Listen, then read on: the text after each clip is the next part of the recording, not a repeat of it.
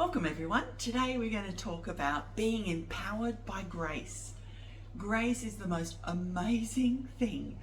You know, last week we talked about the gift of righteousness, but it comes via grace to our lives. Grace is the name of what Jesus has called his throne. His throne is not the throne of judgment. It's not the throne of anything else except grace. He is enthroned in grace.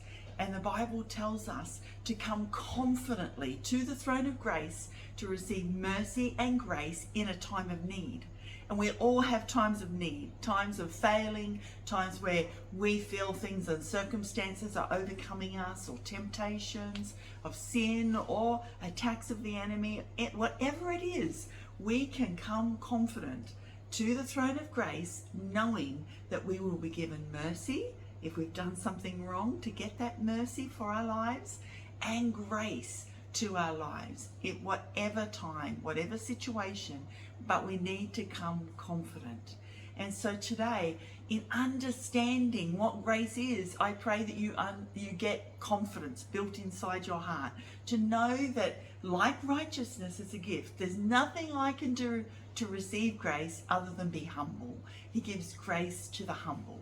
And that humble is not, I'm not good enough, I'll never be good enough type of thinking, but real humility comes from my being dependent on God, that God is sufficient for me and that I'm not the one.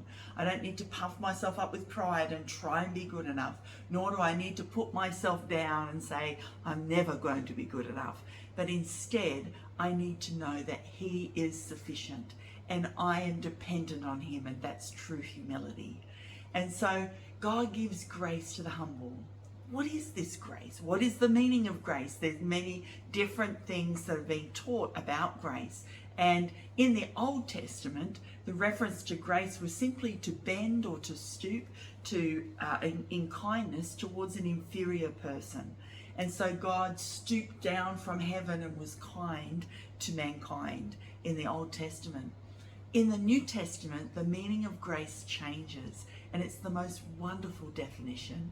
It is the influence, the divine influence, meaning God's influence, the divine influence of God on your heart, and then it's outworking in your life. So grace is the divine influence of God upon your heart, and then it's outworking or fulfillment in your life. It means that he does the work to change our heart, to change our thinking, to change situations, and then it manifests in our life as change. This is why I have personally known many people that have been bound in drugs, alcohol, or numerous other addictions, or even had demonic oppression, and yet things have miraculously fallen away from them when they first believe in Jesus. It is the miraculous force of grace, God influencing their lives, their heart, their thinking, their attitudes, their behaviors, and then seeing that manifestation of change, of transformation being manifest in their lives. It is a wonderful miracle.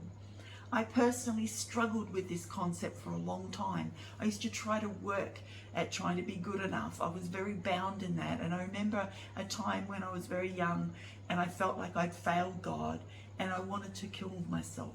I thought I'd never be good enough to be loved by him. I'll never change enough to be used by him. And all I wanted was to be pleasing to God. But I felt so far from him.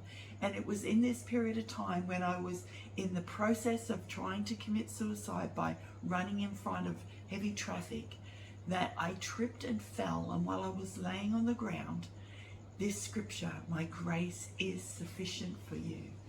It's in 2 Corinthians 12, verse 9.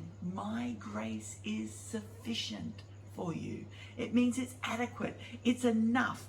It's unfailing strength for me. And it says, for in your weakness, right? It's perfected. So in other words, for in the state of my weakness, the power of grace, the power of his change in my life gets perfected. My grace is sufficient for you, For power is perfected in weakness. And the revelation of that hit me as I lay on that road, thinking, I will never be good enough. I'm certainly full of weaknesses, but to know that His grace is adequate, that it's an unfailing strength, that it is enough for me in my situation, and the power of it is perfected when I admit that I'm weak. And so whenever the enemy says to me now, you're not good enough, I used to say, yeah, I'm never going to be good enough. You're right.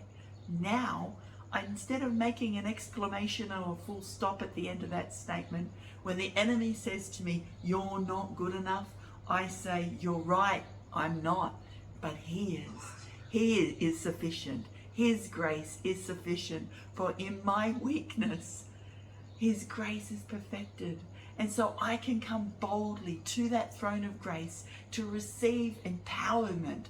This is why I can transform. This is why others can transform and be completely different. And the things that have had them bound can no longer remain. We shouldn't try to do it in our own strength. We shouldn't try to battle ourselves.